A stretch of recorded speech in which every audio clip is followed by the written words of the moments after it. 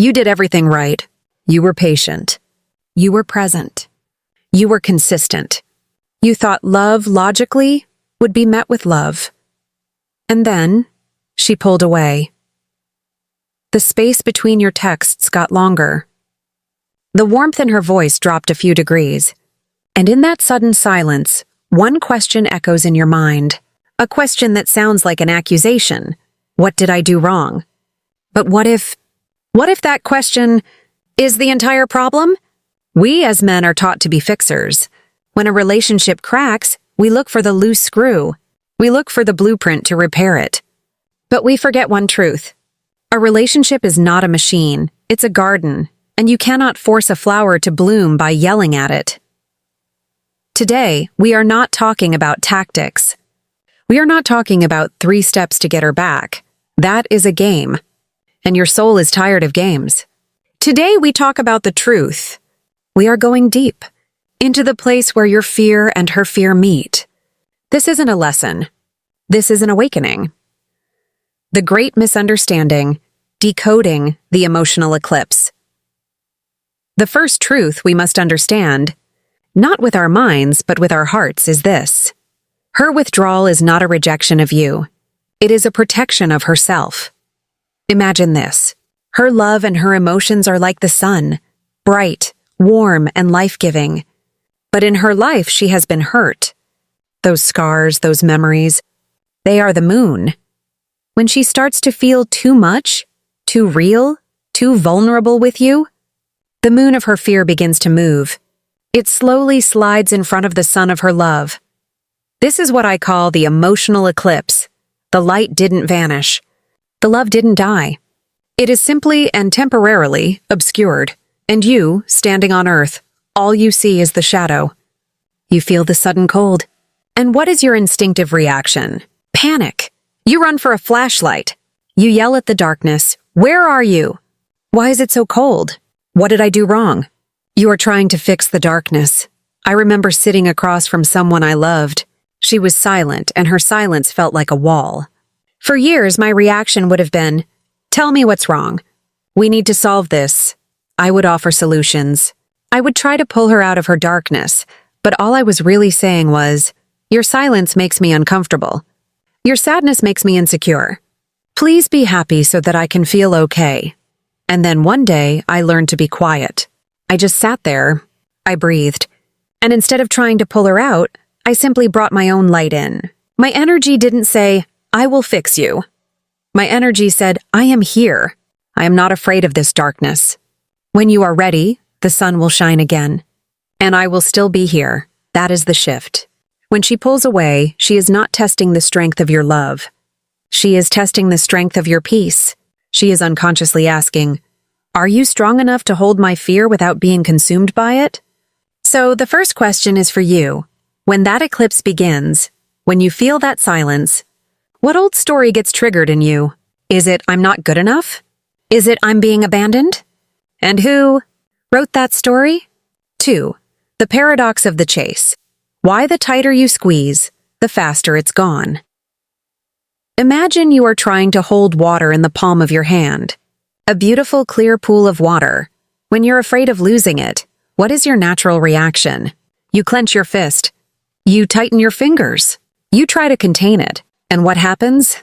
The water escapes through the cracks even faster. The tighter you squeeze, the more you lose. This is exactly what happens when you chase.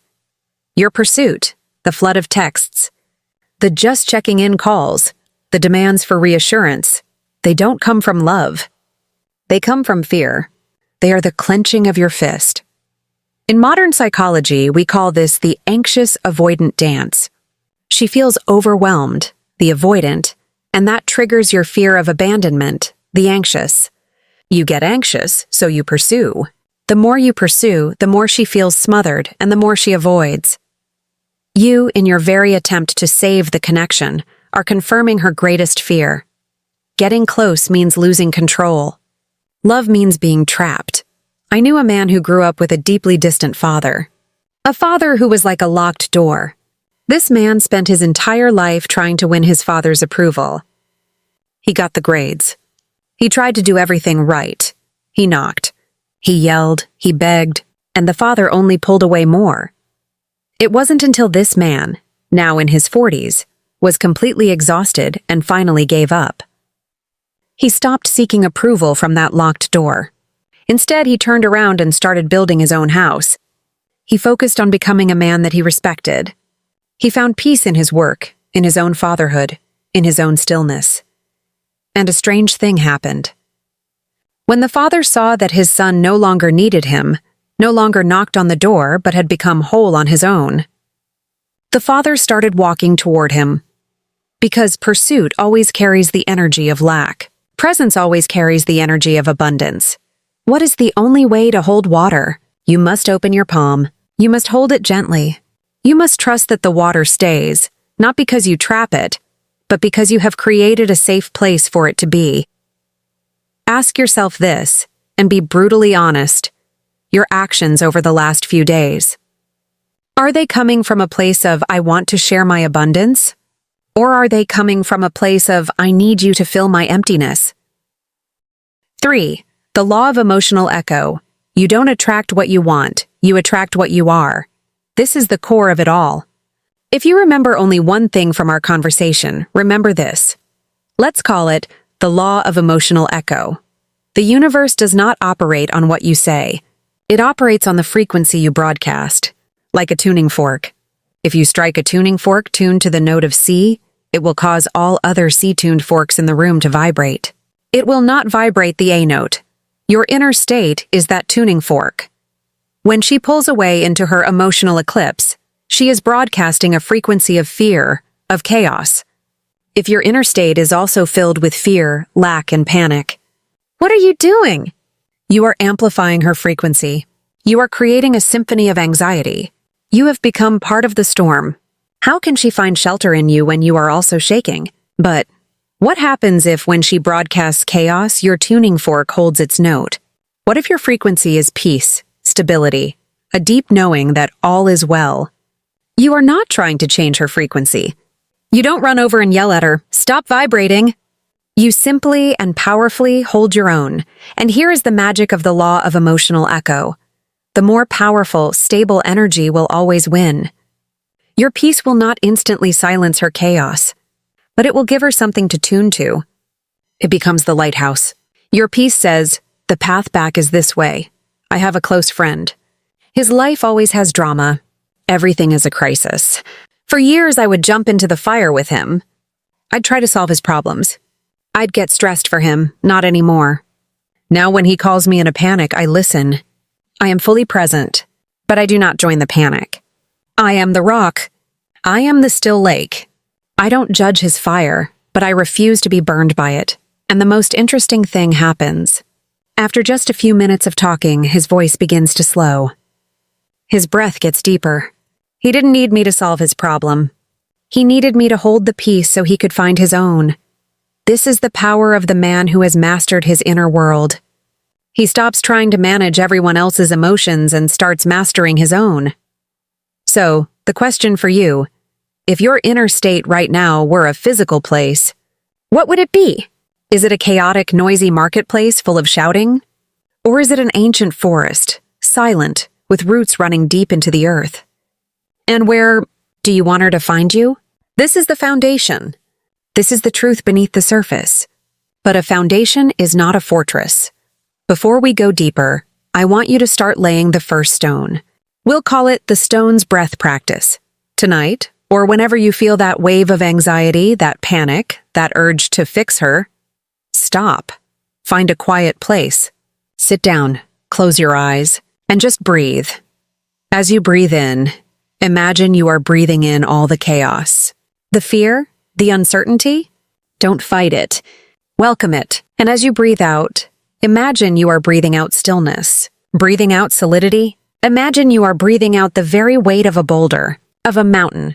Breathe in the chaos. Breathe out the calm. Do this for 5 minutes. You are not trying to push the feelings away. You are learning to transmute them. You are teaching your nervous system. I can feel this, and I'm still safe.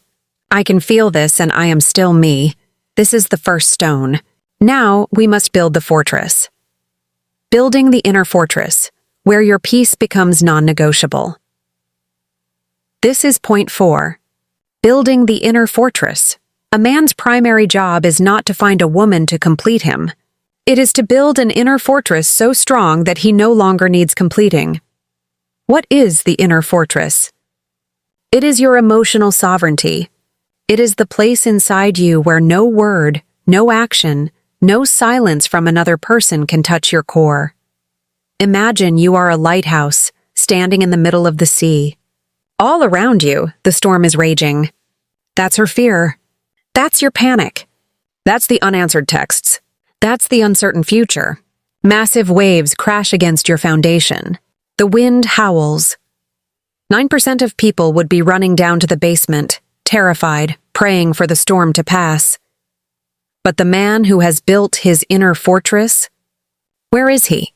He is at the top of the tower. He is not fighting the storm. He is not screaming at the waves. He is simply keeping his light on, because he knows one thing: the storm will pass. The lighthouse remains. Your peace is that light. For years, my worth was anchored in things outside of me. In my boss's approval, in my friend's admiration, and most dangerously, in a woman's love. When she was happy, I was happy. When she was insecure, my world crumbled. I was a boat, not a lighthouse. I was tossed around by her every emotional wave. Building my fortress began when I realized I cannot control the sea.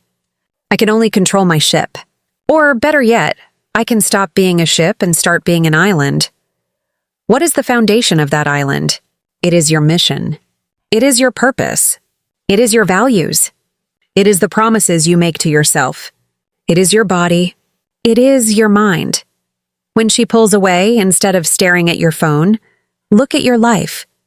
Go to the gym. Read that book. Work on the project you've been putting off. Meditate. Every one of these actions is another stone you lay in the wall of your fortress. You are not doing this to get her attention. You are doing this because you are a king, and you are building your kingdom. And a king never abandons his kingdom just because a guest is undecided about staying. The fourth question: where is your worth anchored? Is it anchored in her good morning text? Or is it anchored in your mission, your dignity, and your integrity? As you build this fortress, you will need a gatekeeper. That gatekeeper is 5. The sacred pause. The power between stimulus and response. Your phone buzzes. You see her name. After 3 days of silence, your heart hammers. Adrenaline floods your system. Your fingers tremble, ready to unlock it. Fear and hope are warring in your chest. This is it. I have to reply. I have to say the perfect thing. Right now. That is reaction. It is instinctive. It is animal. And it is almost always wrong. Between the stimulus, the text, and your reaction, the frantic urge to reply, there is a space. That space may only last for a single second. But inside that space is your entire power. Inside that space is your freedom. The wise call it the sacred pause. Reaction comes from fear. It says, if I don't reply right now, she'll lose interest. I'll lose her. Response comes from your inner fortress. It says, I see this text. I feel my emotions rising. That's interesting. I will take a breath. I will return to my work. And I will choose when to reply. From a place of peace and abundance, not from a place of lack and panic. Imagine a master archer. A novice yanks the bowstring and fires arrow after arrow, hoping to hit the target. But a master? He draws the bow. And then he holds, he breathes. He aligns his heart rate. He becomes one with the target. And only when everything is perfectly still does he let the arrow fly. The power is not in the release. The power is in the hold. The sacred pause is you pulling back your emotional bowstring. And holding, you do not have to reply instantly. She waited 3 days to write to you. She can wait 30 minutes for you to find your center. Dr. Jill Bolt Taylor, a neuroscientist, says it takes only 90 seconds for an emotion to rise and flush through the body physiologically. 80 seconds.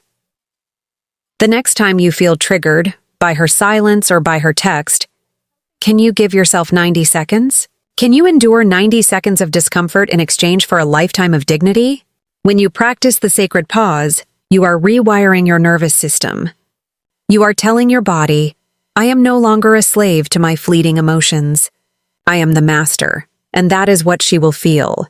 She won't know why, but she will sense that you are different. You are no longer so easily shaken. You have become solid. The fifth question. The last time you felt triggered, did you react instantly? What would have happened if you had just chosen to breathe for 90 seconds? And when you master this pause, when you begin responding from your fortress, one thing will inevitably happen. When she returns, how to lead without dominating, because she will come back. Not maybe. She will. The law of emotional echo guarantees it. Once her frequency of chaos no longer finds a matching vibration in your panic, and instead hits the solid wall of your peace, it has nowhere to go. It neutralizes. Your silence, your stability, will become more magnetic than any words you could ever say. She will feel the shift. She will sense your lighthouse, and she will start to wonder, why isn't he chasing me? What is he doing? Has he moved on? And then the text will come, hey, how have you been? I was just thinking about you. And this, gentlemen, is the final exam. This is where 99% of men who did all the hard work fail spectacularly. They celebrate too soon. It worked. And they immediately revert back to the needy man they were before. Her. Hey. The failing response. Oh my God. I'm so happy to hear from you. I was so worried. Where were you? Are you okay? I've missed you so much. Boom, game over. You lost. You just proved to her that all your peace was a tactic.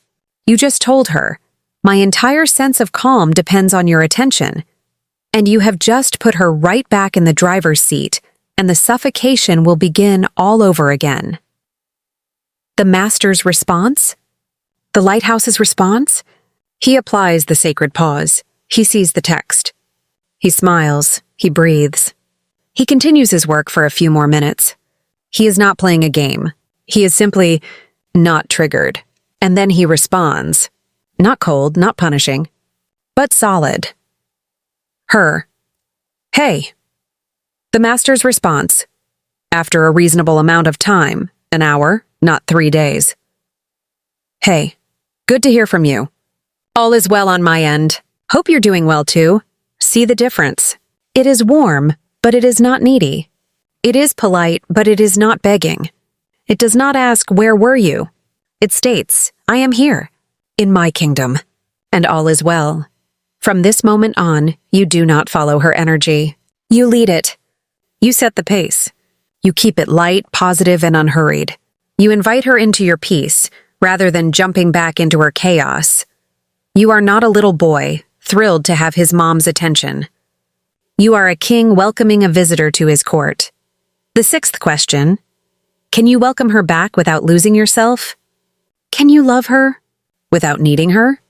When you master this, when you can hold your fortress even as she stands at the gate, you will realize one final truth. The real victory.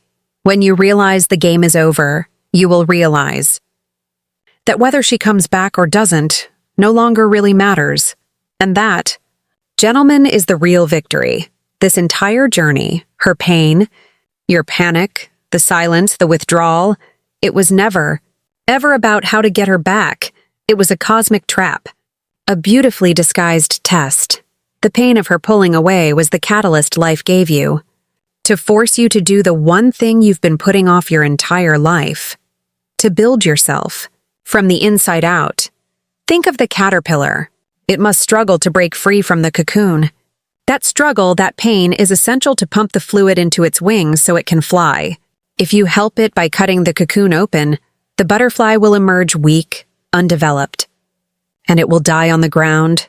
Your pain is the cocoon. Her leaving is your chance to grow your wings. If you try to take a shortcut, by begging, chasing, or manipulating, you are cutting yourself out of the cocoon. You will never fly. The real victory is not the ding of her text message. The real victory is the moment you are sitting alone in your room, in the silence, and you feel a profound, unshakable peace. The moment you realize, I am okay. No matter what happens out there, in here, in this fortress, I am whole. You are no longer a clenching fist trying to hold water. You have become an open palm, and the greatest irony of life is this. The moment you truly, genuinely do not need her to come back is the precise moment you become the most attractive man you can possibly be. Because there is nothing on this earth more powerful or more magnetic than a man who has found the ocean of peace within himself. He is no longer looking for love to fill a hole. He has become the love.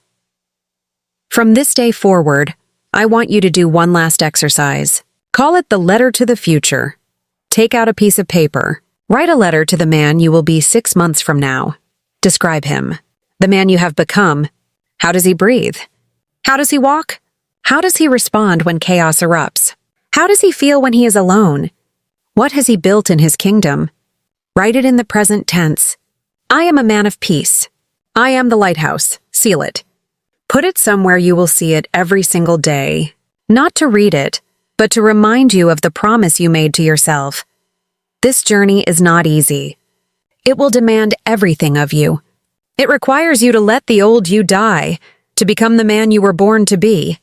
But the price of not changing is so much higher, and you do not have to walk this path alone. This work, the work of building the fortress, of becoming the lighthouse, is the most important work of your life. And it is best done with brothers at your side. This isn't just a channel. This is a meeting room. This is a forge. This is where men just like you who are tired of the games are coming together to learn how to keep their light on. No matter how hard the storm rages, if these words resonated with something deep inside you, if you felt a pull, not of fear, but of truth, then this is your invitation. Hit that subscribe button, not as a passive viewer, but as a commitment to yourself, a declaration that you are ready to do the real work. Join the conversation in the comments. Share your insight, because your story, your strength, might be the very light that another brother needs to find his way through his own storm. Your life is calling you to step up. This is the beginning. Become the stone. Become the lighthouse. And most importantly, come home to yourself.